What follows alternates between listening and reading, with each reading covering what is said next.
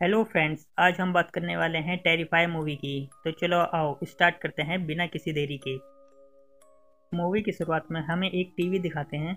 उस टीवी में हमें यहाँ पर मोना नाम की एक एंकर एक लेडी का इंटरव्यू ले रही है जिसने माइक काउंटिंग मैक्सिको को सर्वाइव किया है, क्योंकि हाल ही में ही एक मैजिकल हुआ था जिसमें कई लोग मारे गए और उन्हें मारने वाला कोई और नहीं बल्कि एक क्लोन यानी कि जोकर था, जिसका नाम है आर्ट द क्लाउन। ये लड़की उससे बच तो गई थी, लेकिन आर्ट ने उसकी शक्ल बुरी तरह बिगाड़ दी थी और ये इंटरव्यू आर्ट भी देख रहा था। अब वो गुस्से में टीवी तोड़ देता है और रेडी होने लगता है अपने मेकअप और हथियारों के साथ। फिर हम देखते हैं कि मोनिका अपने बॉयफ्रेंड से बात कर रही थी और उस लेडी के लुक पर भी कमेंट कर रही थी। तभी पीछे से अचानक हलचल सी होती है। वो देखने जाती है लेकिन यहाँ पर कोई नहीं था। तभी वो लड़की मोनिका पर अचानक से ही हमला करने लगती है और उसकी आंखें फोड़कर उसे मार देती है। यानी कि जब से आर्ट ने उस पर हमला किया है, जब से वो पागल हो चुकी है। उसके बाद हम देखते हैं दो लड़कियों को जिनका नाम है डॉन और टेरा। ये दोनों कहीं पार्टी से वापस आ रहे थे और वो थी हैलोवीन पार्टी, यानी कि आज हैलोवीन है। इन दोनों की बातें सुनकर हमें पता चलता है कि डॉन बहुत केयरलेस है और तारा रिस्पॉन्सिबल है। अब आर्ट भी यहाँ से जा रहा था और उसकी नज़र इन दोनों पर पड़ जाती है। डॉन उससे मजाक करने लगती है, तभी वो अचानक से गायब हो जाता है। इसके बाद वो एक पिज्ज़ा शॉप पर आते हैं और आर्ट भी उनके पीछे पीछे वहाँ पर आ जाता है। वो तारा को घूरना शुरू कर देता है और तारा बहुत नर्वस थी। अब तभी डॉन उसके पास जाकर फोटो क्लिक करने लगती है, लेकिन तारा को उसकी ये हरकत बिल्कुल भी अच्छी नहीं लगती। फिर आर्ट एक मशीन से रिंग निकालकर तारा को पहनाने लगता है, जो कि डॉन को काफ़ी क्यूट लगता है। फिर वो बाथरूम जाता है और बाथरूम में कुछ कांड कर देता है, जिससे तंग आकर शॉप का मालिक उससे बाहर निकाल देता है। अब डॉन और तारा घर जाने वाले थे, पर उनकी कार का टायर पंचर हो जाता है। अब टेरा अपनी सिस्टर विक्टोरिया को यहाँ पर बुलाती है हेल्प के लिए, और अब टेरा डॉन से कहती है कि क्या पता ये काम उस जोकर ने किया हो, क्योंकि उसने ये कार देख ली थी। और हम देखते हैं कि आर्ट ने उस शॉप के मालिक को बुरी तरह मार दिया था। अब वो दूसरे वर्कर को भी बुरी तरह मार देता है। दूसरी तरफ तारा को टॉयलेट लगती है और आसपास कोई बाथरूम भी नहीं है। तभी सामने बिल्डिंग से एक आदमी बाहर निकलता है जिसका नाम है माइक। तारा उसके पास जाकर टॉयलेट यूज़ करने की परमिशन मांगती है, लेकिन वो यहाँ का वर्कर है तो इससे उसकी जॉब खतरे में आ सकती है। तारा उससे कहती है इतनी रात को कहाँ किसी को पता चलेगा।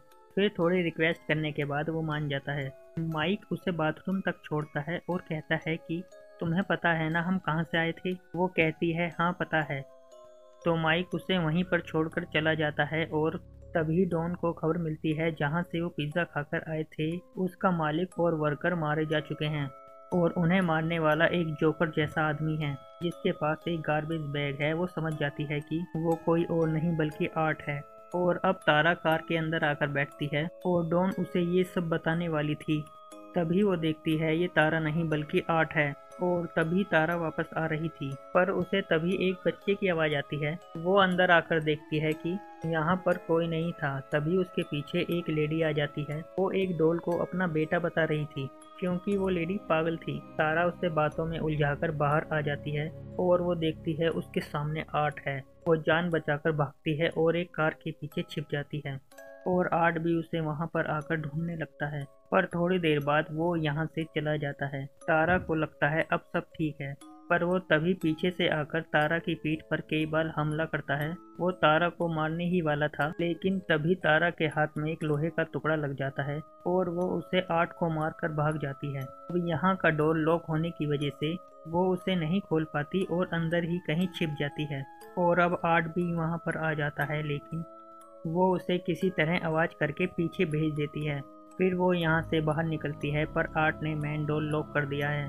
वो सीढ़ियों से ऊपर आती है और उसे यहाँ पर मिलता है माइक। वो उसे बहुत आवाज़ लगाती है, पर माइक उसकी आवाज़ नहीं सुनता क्योंकि वो गाने सुनने में बिजी है। और तभी आर्ट उसे आकर पीछे से पकड़ लेता है और बेहोशी का इंजेक्शन लगा देता है। फिर जब तारा को होश आता है तो वो खुद को एक कुर्सी पर बंधा हुआ पाती है।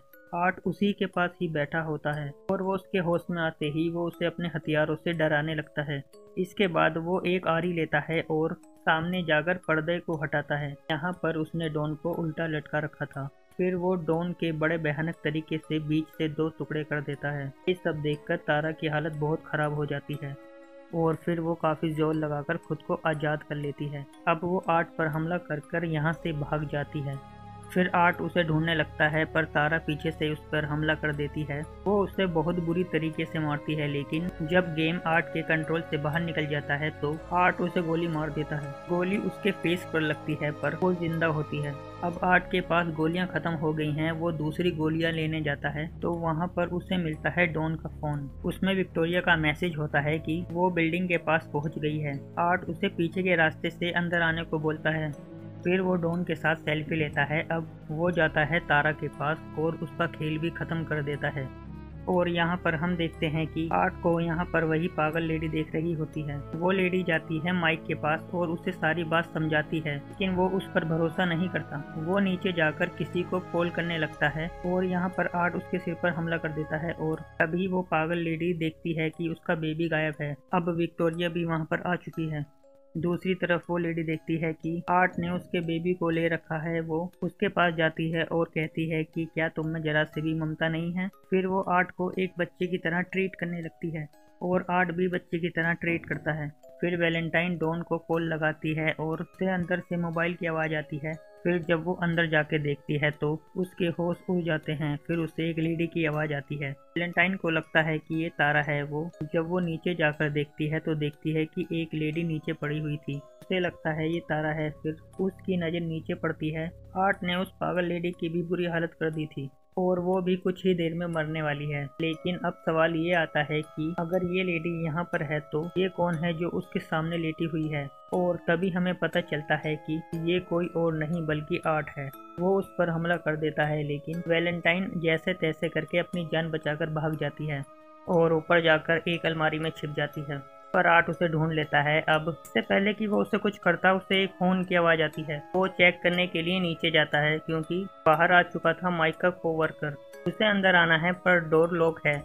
फिर वो कारपेट के नीचे चेक करता है और उसे वहाँ पर डोर की की मिल जाती है। इसका यूज़ करके वो अंदर आ जाता है और अंदर आने के बाद उसे खून के निशान मिलते हैं और अचानक से ही आर्ट उसे मार देता है। वो उसका सर अलग कर देता है और वैलेंटाइन यहाँ से निकलने की कोशिश करती है, मगर कोई फ़ायदा नहीं होता। यहाँ पर आर्ट यहाँ पर बेबी साइकिल को चला रहा होता है और अचानक से ही आगे जाके साइकिल गिर जाती है और वैलेंटाइन उससे बचते हुए आगे जाती है। लेकिन आर्ट उसे ढूंढ लेता है और उसे मारने की कोशिश भी करता है, पर वैलेंटाइन बच जाती है और उसे एक कील दिखती है। वो उस कील को उठाकर आर्ट के पैर में घुसा देती है और यहाँ से भाग जाती है। अब वो पहुँच जाती है अपनी बहन टेरा के पास और उसका ये हाल देखकर वो बहुत टूट चुकी थी।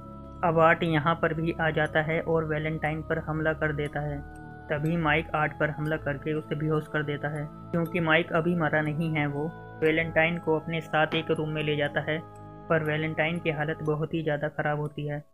फिर माइक पुलिस को कॉल करके इसके बारे में सब कुछ बता देता है और इसके बाद वो वैलेंटाइन को लेकर इमरजेंसी रूम में जाने लगता है, पर आर्ट ने डोर लॉक कर दिया है। वो इसका जुगाड़ कर रहा है और तभी आर्ट वहाँ पर आकर माइक को मार देता है। अब वैलेंटाइन लोहे के पाइप से डोर को तोड़ने लगती है और लॉक टूट भी जाता है, लेकिन काफ़ी देर हो चुकी थी। आर्ट उसे पकड़ लेता है पर वो आर्ट की आंख फोड़कर वहाँ से भाग जाती है और इसके बाद वो एक गैरेज में जाती है, पर आर्ट भी वहाँ पर पहुँच जाता है। पर वो बहुत कोशिश करने के बाद बच जाती है, पर अब वहाँ पर पुलिस भी पहुँच जाती है और पर इससे पहले आर्ट डोर को उड़ा देता है और वैलेंटाइन भी बेहोश हो जाती है। पर जब तक पुलिस यहाँ पर आती है तब तक आर्ट वैलेंटाइन का आधा फेस खा चुका था। पुलिस आर्ट से हाथ ऊपर करने को बोलती है पर वो खुद को ही गोली मार लेता है। फिर उनको पता चलता है कि वैलेंटाइन अभी भी जिंदा है। वो सभी बॉडी को डॉक्टर के पास ले जाते हैं। अब डॉक्टर सभी की बॉडी को चेक कर रहा होता है तो वो देखता है कि आर्ट की बॉडी मरने के बाद भी स्माइल कर रही थी। तभी लाइटों के साथ कुछ प्रॉब्लम होती है और फिर आर्ट अचानक से ही डॉक्टर को पकड़ लेता है। इसका मतलब कि अभी भी आर्ट जिंदा है। अब 1 साल बीत चुका है और हम देखते हैं कि वैलेंटाइन को वो डॉक्टर बचा लेते हैं और कल उसे एक इंटरव्यू में भी जाना है। इसके बाद हम देखते हैं कि ये वही लड़की है जो मूवी की शुरुआत में इंटरव्यू दे रही थी और शो को होस्ट कर रही थी मिस मोनिका।